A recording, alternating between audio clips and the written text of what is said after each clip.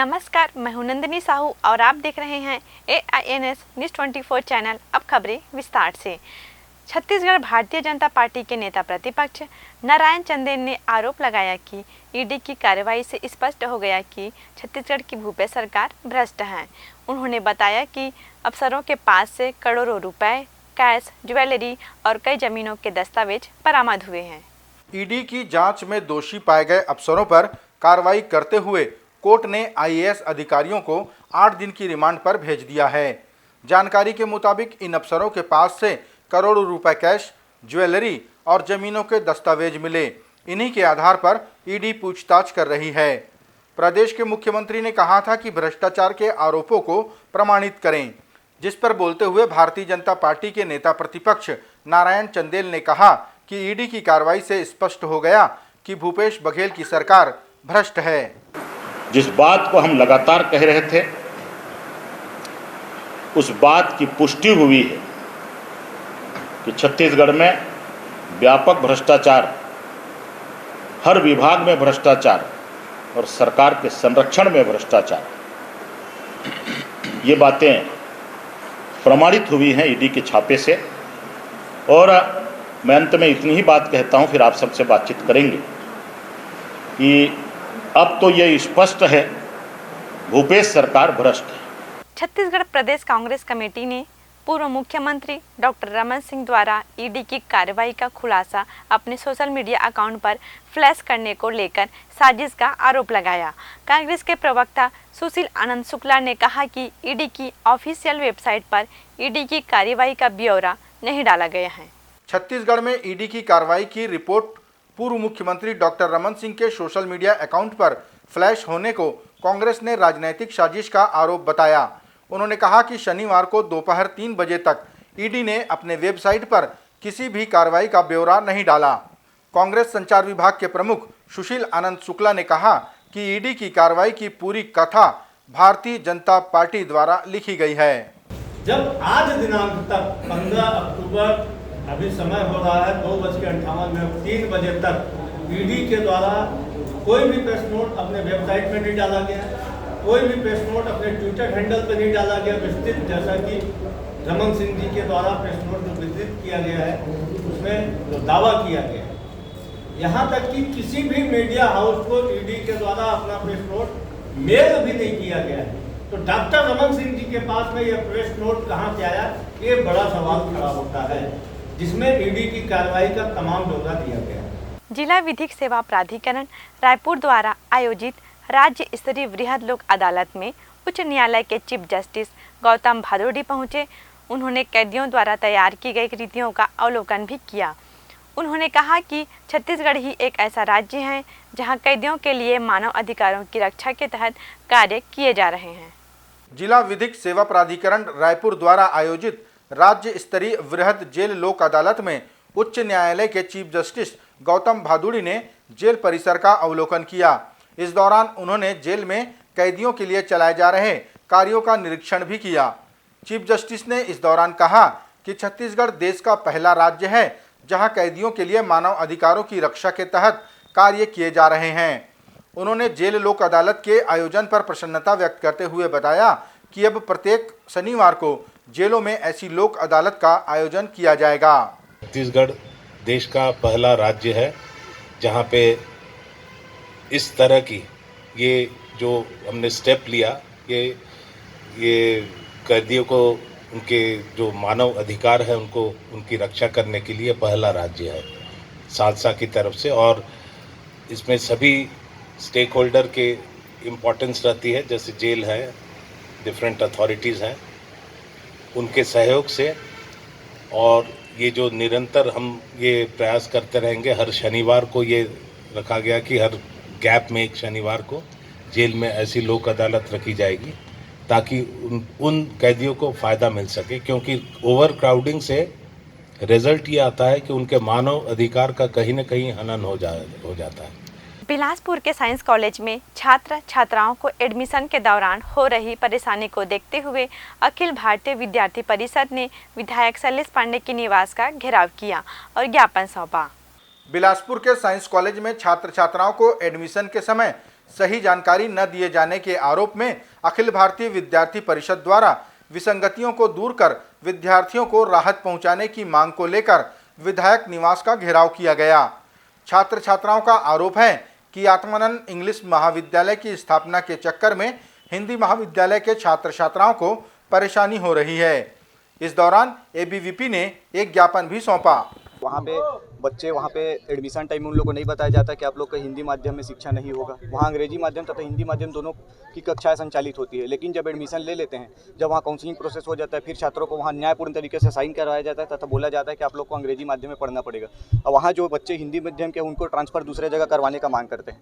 आज हम लगातार 1 महीने से प्रतिबद्ध तरीके से वहाँ चरणबद्ध तरीके से आंदोलन कर रहे हैं। या 4 बार एसडीएम को अपन लोग ज्ञापन दे चुके हैं, लेकिन हम लोग के मामले का कोई निराकरण नहीं होता। हम लोग को इस बात से कोई दिक्कत नहीं है कि आप आत्मानंद खोले, 1 खोले, 10 खोले, उससे हम लोग को कोई दिक्कत नहीं है। लेकिन एक ही कैंपस में, जो कैंपस 50 साल पुराना है, जो कैंपस वहाँ लग रहा है, आपके पास सरकार है, आपके पास ताकत है, आपके पास पैसा है, आप दूसरे जगह भी खोल सकते हैं। हिंदी माध्यम के छात्रों के साथ ऐसा अन्यायपूर्ण तरीका क्यों? वहाँ के शिक्षकों का वेल एक्सपीरियंस जो टीचर है उन लोग का तबादला करा दिया जा रहा है। हम लोग का सीधा मांग है सर कि उसी कैंपस में या फिर आप दूसरे जगह कैंपस खोलिए, उसी कैंपस में हिंदी माध्यम, जो अंग्रेजी माध्यम की कक्षाएं पहले संचालित होती थी, वैसी अभी भी होनी चाहिए। और अगर ये नहीं होता तो हम चरणबद्ध आंदोलन को कर ही रहे हैं। हम अनिश्चितकालीन हड़ताल पर बैठेंगे, जब तक हमारा मांग पूरा नहीं होगा तब तक बैठेंगे। अभी सर ने जैसे हम लोग को आश्वासन दिया है कि कल वो हमारी राज्यपाल से मुलाकात कराएंगे। अगर ये नहीं होता तो हम परसों से अनिश्चितकालीन हड़ताल पर बैठेंगे, और कब तक बैठेंगे उसका हम खुद डिसाइड नहीं है। हमारा जो मांग है वो पूरा होना चाहिए। आज विधायक महोदय के पास एक भी टाइम नहीं है, आज वो शहर से बाहर चले गए। तो भारतीय जनता पार्टी के नेता प्रतिपक्ष नारायण चंदेल ने आरोप लगाया कि भ्रष्ट अधिकारियों को मुख्यमंत्री भूपेश बघेल बचाना चाहते हैं, इसलिए वह ईडी की कार्रवाई से विचलित हो रहे हैं। छत्तीसगढ़ भारतीय जनता पार्टी के नेता प्रतिपक्ष नारायण चंदेल ने आरोप लगाया कि भ्रष्ट अधिकारियों को मुख्यमंत्री भूपेश बघेल बचाना चाहते हैं, इसलिए वे ईडी की कार्रवाई से विचलित हो रहे हैं। चंदेल ने कहा कि कुछ दिनों पूर्व कांग्रेस सरकार के मंत्री जय सिंह अग्रवाल ने सार्वजनिक रूप से बयान दिया था कि कोरबा जिले की कलेक्टर सबसे भ्रष्ट अधिकारी है, फिर भी मुख्यमंत्री ने कोई कार्रवाई क्यों नहीं की? भ्रष्टाचार के बारे में सिर्फ हम ही चर्चा नहीं कर रहे थे। 3 महीने 4 महीने पहले छत्तीसगढ़ सरकार के कैबिनेट मंत्री जो कोरबा के रहने वाले, उन्होंने कोरबा के तात्कालिक कलेक्टर के ऊपर में भ्रष्टाचार का गंभीर आरोप लगाया था। और उन्होंने कहा था प्रेस के मित्रों के सामने कि कोरबा की तात्कालिक कलेक्टर इस प्रदेश की सबसे बड़ी भ्रष्ट कलेक्टर है। तो ये उस मंत्री ने इसको प्रमाणित किया था। दंतेवाड़ा में यातायात नियमों का पालन न करने वाले और शराब का सेवन करके वाहन चलाने वालों पर कार्यवाही की गई। इस दौरान यातायात विभाग के उप पुलिस अधीक्षक द्वारा अपनी टीम के साथ चेकिंग अभियान चलाया गया। दंतेवाड़ा में यातायात नियमों का पालन न करने और शराब का सेवन कर वाहन चलाने वालों की जांच की गई। इस मौके पर यातायात विभाग के उप पुलिस अधीक्षक कृष्ण कुमार चंद्राकर ने अपनी टीम के साथ शनिवार को चेकिंग अभियान चलाया। अभियान में कई वाहनों की जांच की गई, साथ ही दोषी पाए जाने पर वाहन चालकों पर जुर्माने की कार्रवाई भी की गई। भी लापरवाही पूर्वक वाहन चला रहे हैं या यातायात नियमों का उल्लंघन करके वाहन चला रहे हैं, उनके खिलाफ कड़ी कार्रवाई हो। इसी क्रम में कल हमने लगभग 16 चालान काटे थे, जिसमें पॉल्यूशन, बिना फिटनेस, बिना लाइसेंस, सीट बेल्ट आदि नहीं चलने वालों लोगों पर कार्रवाई की। इसी प्रकार सुबह अक्सर देखा जा रहा था कि यहाँ नो एंट्री में बहुत सारी गाड़ियाँ घुस रही थी, तो आज सुबह से भी हमने नो एंट्री में पॉइंट लगा करके नो एंट्री में घुसने वालों के खिलाफ कार्रवाई की है। तो आज कुल 4 लोगों के खिलाफ कार्रवाई करके 10,000 रुपये का चालान बस। छत्तीसगढ़ भारतीय जनता पार्टी के नेता प्रतिपक्ष नारायण चंदेल ने प्रदेश में कोयले के भ्रष्टाचार से अर्जित किए गए 3,000 करोड़ का हिसाब कांग्रेस सरकार से जनता के सामने प्रस्तुत करने की मांग की। उन्होंने इसे लोक धन की लूट कहा। भारतीय जनता पार्टी के नेता प्रतिपक्ष नारायण चंदेल ने कोयले में भ्रष्टाचार से अर्जित किए गए 3,000 करोड़ का हिसाब कांग्रेस सरकार से जनता के सामने रखने की मांग की। चंदेल ने कहा कि छत्तीसगढ़ सरकार के अधिकारियों ने लोक धन की लूट की है, जिसका पर्दाफाश किया जाना चाहिए। उन्होंने इस भ्रष्टाचार को छत्तीसगढ़ का अब तक का सबसे बड़ा भ्रष्टाचार बताया। यह छत्तीसगढ़ के आम लोगों के कमाई का पैसा है, खून पसीने का पैसा है, यह लोक धन की लूट है। एक एक अधिकारी के पास में 4-4 करोड़ रुपए नकदी, सोना, अन्य ज्वेलरी, अनेक मकान के कागजात, जमीनों के कागजात, ये आया कहां से? तो इन सारे चीजों का सरकार को भी अपनी तरफ से पर्दाफाश करना चाहिए, ऐसा हमारा आग्रह। छत्तीसगढ़ के पूर्व मुख्यमंत्री डॉक्टर रमन सिंह ने अपना 70वां जन्मदिन मनाया। इस दौरान उन्हें जन्मदिन की बधाई देने पूरे छत्तीसगढ़ से कार्यकर्ताओं की भीड़ उमड़ पड़ी। छत्तीसगढ़ के पूर्व मुख्यमंत्री डॉक्टर रमन सिंह ने शनिवार को अपना 70वां जन्मदिन मनाया। इस मौके पर उन्हें बधाई देने पूरे प्रदेश से लोगों का आगमन हुआ। नवा रायपुर एयरपोर्ट के पास जैनम भवन में जन्मदिवस कार्यक्रम के दौरान पूर्व मुख्यमंत्री ने केक काटकर सभी की बधाई स्वीकार की। जैनम भवन में सुबह 11 बजे से आम जनता और कार्यकर्ताओं की भीड़ पहुंचने लगी थी। इस मौके पर पूर्व मंत्री राजेश मूणत, छगन मुंदड़ा, राजीव अग्रवाल, श्रीचंद सुंदरानी, नेता प्रतिपक्ष नारायण चंदेल, पूर्व सांसद प्रदीप गांधी समेत पूर्व मुख्यमंत्री के परिजन और कार्यकर्ता बड़ी संख्या में शामिल हुए। जन्मदिवस कार्यक्रम सुबह 11 बजे से शाम 4 बजे तक चलता रहा, जिसमें बधाई देने वालों का तांता लगातार देखा गया। मुस्लिम समाज के गरीब परिवारों को बेटियों के विवाह में सामाजिक मदद करने के उद्देश्य से बिलासपुर में सामूहिक विवाह का आयोजन किया गया। इस सामूहिक विवाह में 15 जोड़ों का विवाह संपन्न कराया गया। मुस्लिम समाज ने गरीब परिवारों को उनकी बेटियों के विवाह में मदद करने के उद्देश्य से बिलासपुर में सामूहिक विवाह का आयोजन किया, जिसमें देश भर के लोगों ने हिस्सा लिया। इस सामूहिक विवाह में कलकत्ता की संस्था द्वारा 15 जोड़ों का विवाह संपन्न कराया गया और उन्हें दहेज स्वरूप सामग्रियां भी वितरित की गईं। संस्था के सरताज खान ने बताया कि गरीब परिवारों को आर्थिक मदद न करके सामाजिक तौर पर उनकी बेटियों की शादी कराकर उन्हें सामाजिक मदद की जा रही है।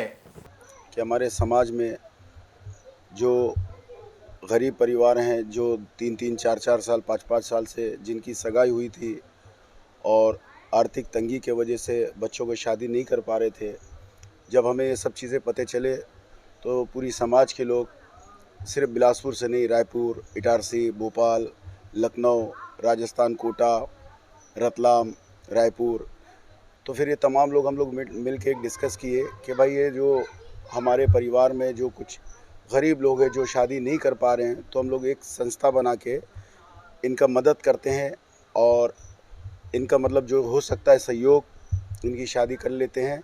और ये संस्था हमेशा चलते ही रहे, हर 2-2, 3-3 महीने में जितने भी गरीब परिवार है सबका शादी किया जाए। और इसमें सबसे बड़ा योगदान जो है हमारे बड़े भैया जयपाल मुदलियार जी का सबसे बड़ा योगदान, उसके बाद बड़े भैया महापौर रामशरण यादव जी का मैं इनका तहे दिल से धन्यवाद कहता हूँ। दंतेवाड़ा में 10 किलोमीटर की मैराथन दौड़ के साथ अन्य खेलों का आयोजन किया गया। यह आयोजन उड़ान क्रीड़ा एवं युवा विकास संस्थान द्वारा आयोजित किया गया, जिसमें सभी वर्ग और उम्र के महिला पुरुषों ने हिस्सा लिया। दंतेवाड़ा में सभी उम्र और वर्ग के महिला पुरुषों के लिए 10 किलोमीटर की मैराथन दौड़ के साथ विभिन्न खेलों का आयोजन किया गया। इस मैराथन दौड़ में बच्चों और बड़ों ने बड़ी संख्या में हिस्सा लिया। उड़ान क्रीड़ा एवं युवा विकास संस्थान द्वारा आयोजित इस मैराथन और खेल प्रतियोगिता का आयोजन खेल प्रतिभाओं को बढ़ावा देने के उद्देश्य से किया गया, ताकि आगे की प्रतियोगिताओं के लिए खिलाड़ी परिपक्व हो सकें। समस्त खिलाड़ियों को एक ऊंचे मुकाम तक पहुंचाने का एक संकल्प लिया गया है और उनको एक मार्गदर्शन हमेशा मिलता रहे, उनको प्रोत्साहन हमेशा मिलता रहे, क्योंकि खिलाड़ी बन करके रह जाता है। उन खिलाड़ियों को आगे तक पहुंचाने का यहाँ उड़ान क्रीड़ा का संस्थान कार्य कर रही है। ये थे आज के प्रमुख समाचार। आप देख रहे थे AINS News 24 यूट्यूब चैनल। कल फिर मिलेंगे ताज़ा तरीन समाचारों के साथ। तब तक रोजाना की ताज़ा खबरों के लिए आप हमारे लोकप्रिय यूट्यूब चैनल AINS न्यूज़ 24 को सब्सक्राइब, लाइक और शेयर करना न भूलें। नमस्कार।